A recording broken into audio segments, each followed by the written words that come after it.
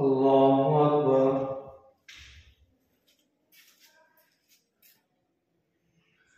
الحمد لله رب العالمين الرحمن الرحيم مالك يوم الدين إياك نعبد وإياك نستعين اهدنا الصراط المستقيم صراط الذين أنعمت عليهم غير المغضوب عليهم ولا الضالين. قال ألم أقل لك إنك لن تستطيع معي صبرا قال إن سألتك عن شيء بعدها فلا تصاحبني قد بلغت من لدني عذرا. فانطلقا حتى إذا أتيا أهل قرية استطعما أهلها فأبوا أن يضيفوهما فوجدا فيها جدارا يريد أن ينقض فأقامه قال لو شئت لاتخذت عليه أجرا. قال هذا فراق بيني وبينك سأنبئك بتأويل ما لم تستطع عليه صبرا. أما السفينة فكانت لمساكين يعملون في البحر فأردت أن أعيبها وكان وراءهم ملك يأخذ كل سفينة غصبا. وأما الغلام فكان أبواه مؤمنين فخشينا أن يرهقهما طغيانا وكفرا. فأردنا أن يبدلهما ربهما خيرا منه زكاة وأقرب رحما. وأما الجدار فكان لغلامين يتيمين في المدينة وكان تحته كنز لهما وكان أبوهما صالحا.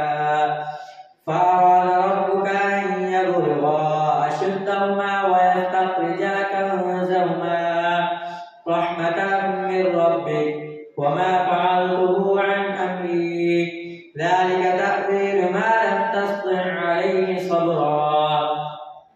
ويسألونك عن ذي القرنين قل سأتلو عليكم منه ذكرا. إنا مكنا له في الأرض وآتيناه من كل شيء سببا فأتبع سببا حتى إذا بلغ مغرب الشمس وجدها تغرب في عين حمئة ووجد عندها قوما قلنا يا ذا القرنين إما أن تعذب وإما أن تتخذ فيهم حسنا. قال أما من ظلم فسوف نعذبه ثم يرد إلى ربه فيعذبه عذابا نكرا. وأما من آمن وعمل صالحا فله جزاء الحسنى وسنقول له من أمرنا يسرا. ثم أتبع سببا حتى إذا بلغ مطلع الشمس وجدها تطلع على قوم لم نجعل لهم من دونها سترا. كذلك وقد أحطنا بما لديه خبرا. ثم أتبع سببا حتى إذا بلغ بين السدين وجد من دونهما قوما لا يكادون يفقهون قولا. قالوا يا ذا القرنين إن يأجوج ومأجوج مفسدون في الأرض فهل نجعل لك خرجا على أن تجعل بيننا وبينهم سدا. قال ما مكنني فيه ربي خير فأعينوني بقوة أجعل بينكم وبينهم ردما. آتوني زبر الحديد حتى إذا ساوى بين الصدفين قال انفخوا حتى إذا جعله نارا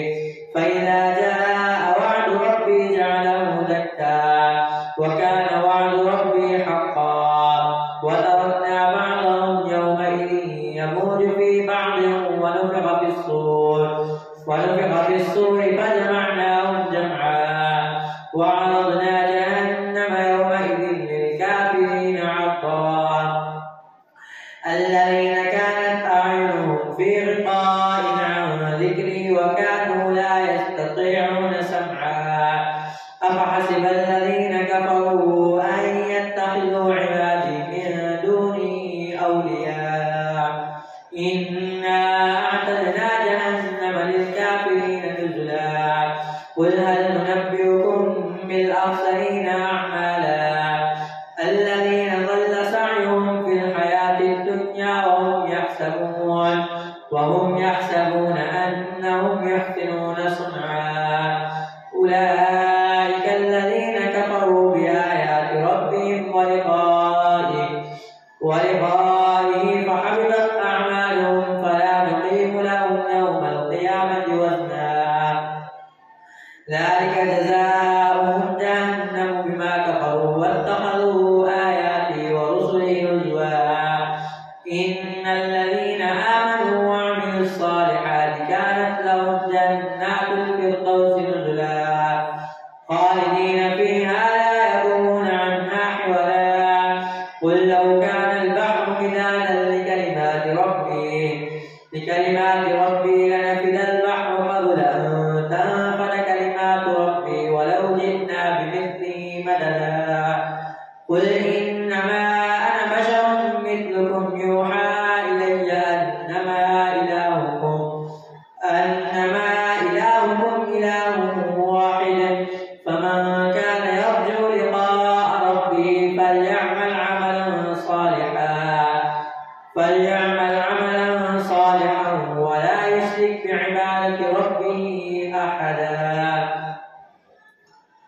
كافها يا عين صاد ذكر رحمة ربك عبده زكريا إذ نادى ربه نداء خفيا قال رب إني وهن العظم مني واشتعل الرأس شيبا ولم أكن بدعائك رب شقيا وإني خفت الموالي من ورائي وكانت امرأتي عاقرا فهب لي من لدنك وليا يرثني ويرث من آل يعقوب واجعله رب رضيا يا زكريا إنا نبشرك بغلام اسمه يحيى لم نجعل له من قبل سميا قال رب أنى يكون لي غلام وكانت امرأتي عاقرا وقد بلغت من الكبر عتيا قال كذلك قال ربك هو علي هين وقد خلقتك من قبل ولم تك شيئا قال رب اجعل لي آية قال آيتك ألا تكلم الناس 3 ليال سويا فخرج على قومه من المحراب فأوحى إليهم أن سبحوا بكرة وعشيا يا يحيى خذ الكتاب بقوة وآتيناه الحكم صبيا وحنانا من لدنا وزكاة وكان تقيا وبرا بوالديه ولم يكن جبارا عصيا وسلام عليه يوم ولد ويوم يموت ويوم يبعث حيا واذكر في الكتاب مريم إذ انتبذت من أهلها مكانا شرقيا فاتخذت من دونهم حجابا فأرسلنا إليها روحنا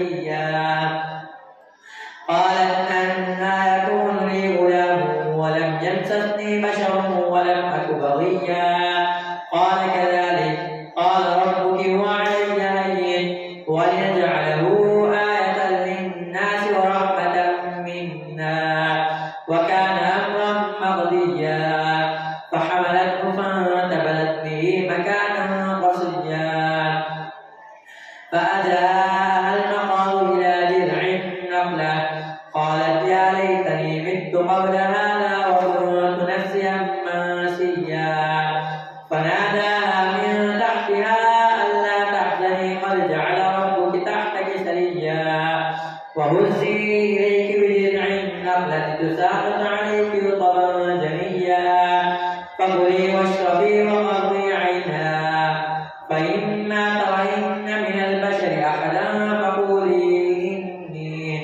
فقولي إني نذرت للرحمن صوما فلن أكلم اليوم إنسيا فأتت به قومها تحمله قالوا يا مريم لقد جئت شيئا فريا يا أخت هارون ما كان أبوك امرأ سوء وما كانت أمك بغيا فأشارت إليه قالوا كيف نكلم من كان في المهد صبيا قال إني عبد الله آتاني الكتاب وجعلني نبيا وجعلني مباركا أينما كنت وأوصاني بالصلاة والزكاة ما دمت حيا وبرا بوالدتي ولم يجعلني جبارا شقيا والسلام علي يوم ولدت ويوم أموت ويوم أبعث حيا ذلك عيسى بن مريم قول الحق الذي فيه يمترون ما كان لله أن يتخذ من ولد سبحانه إذا قضى أمرا فإنما يقول له كن فيكون وإن الله ربي وربكم فاعبدوه هذا صراط مستقيم فاختلف الأحزاب من بينهم فويل للذين كفروا من مشهد يوم عظيم أسمع بهم وأبصر يوم يأتوننا لكن الظالمون اليوم في ضلال مبين وأنذرهم يوم الحسرة إذ قضي الأمر وهم في غفلة وهم لا يؤمنون إنا نحن نرث الأرض ومن عليها وإلينا يرجعون الله أكبر سمع الله لمن حمده الله أكبر الله أكبر الله أكبر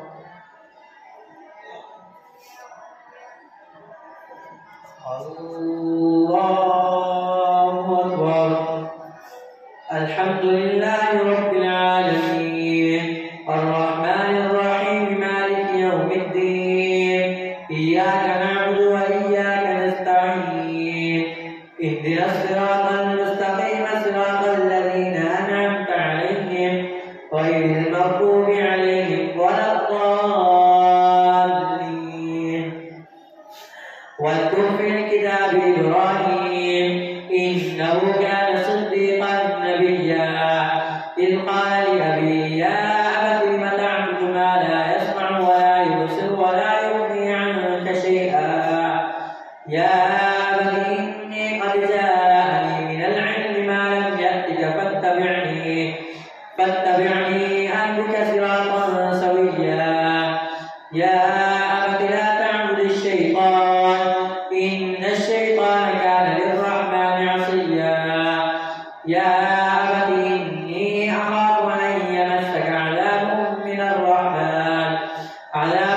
الرحمن فتكون للشيطان وليا قال أراغب أنت عن آلهتي يا إبراهيم لئن لم تنته لأرجمنك واهجرني مليا قال سلام عليك سأستغفر لك ربي إنه كان بي حفيا وأعتزلكم وما تدعون من دون الله وأدعو ربي عسى ألا أكون بدعاء ربي شقيا فلما اعتزلهم وما يعبدون من دون الله وهبنا له إسحاق ويعقوب وكلا جعلنا نبيا ووهبنا لهم من رحمتنا وجعلنا لهم لسان صدق عليا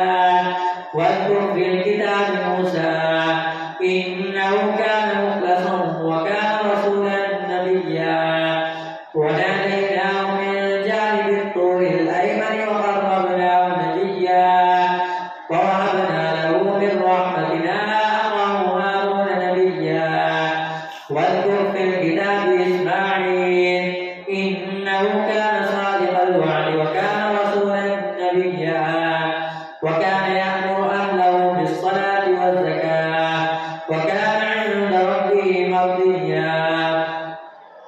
واذكر في الكتاب إدريس إنه كان صديقا نبيا ورفعناه مكانا عليا.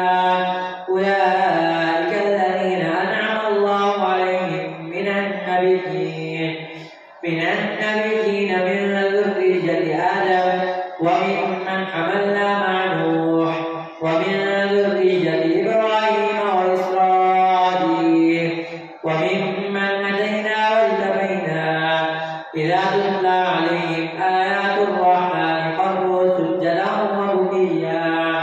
فخلف من بعدهم خلف أضاعوا الصلاة واتبعوا الشهوات فسوف يلقون غيا. إلا من تاب وآمن وعمل صالحا فأولئك يدخلون الجنة ولا يظلمون شيئا. جنات عدن التي وعد الرحمن عباده بالغيب إنه كان وعده مأتيا. لا يسمعون فيها لغوا إلا سلاما ولهم رزقهم فيها بكرة وعشيا. تلك الجنة التي نورث من عبادنا من كان تقيا. وما نتنزل إلا بأمر ربك له ما بين أيدينا وما خلفنا وما بين ذلك وما كان ربك نسيا. رب السماوات والأرض وما بينهما فاعبده واصطبر لعبادته هل تعلم له سميا. ويقول الإنسان أإذا ما مت لسوف أخرج حيا. أولا يذكر الإنسان أنا خلقناه من قبل ولم يك شيئا. فوربك لنحشرنهم والشياطين ثم لنحضرنهم حول جهنم جثيا.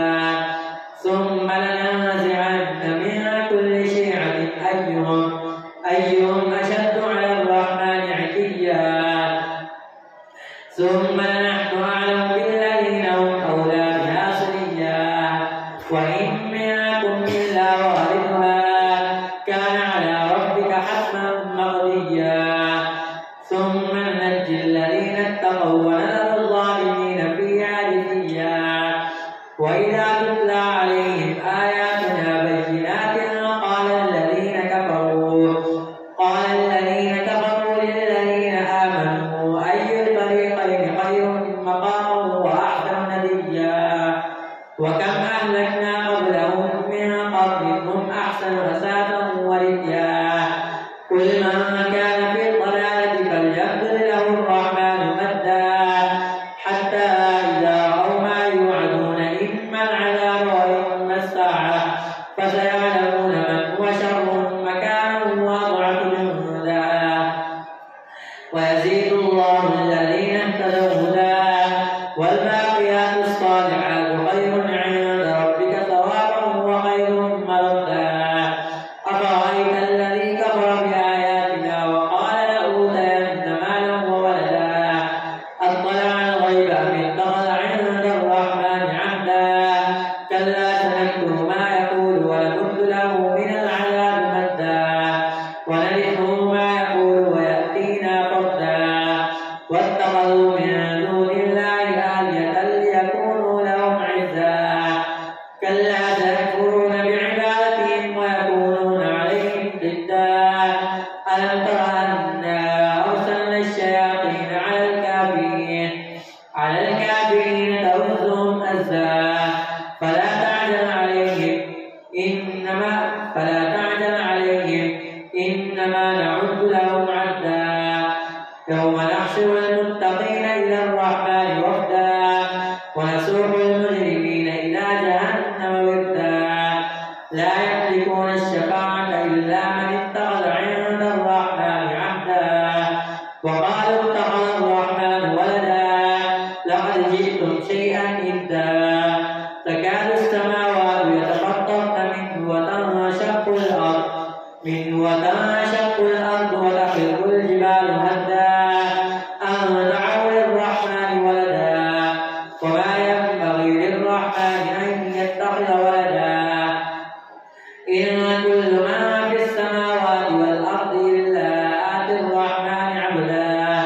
لقد أحصاهم وعدهم عدا وكلهم آتيه يوم القيامة فردا إن الذين آمنوا وعملوا الصالحات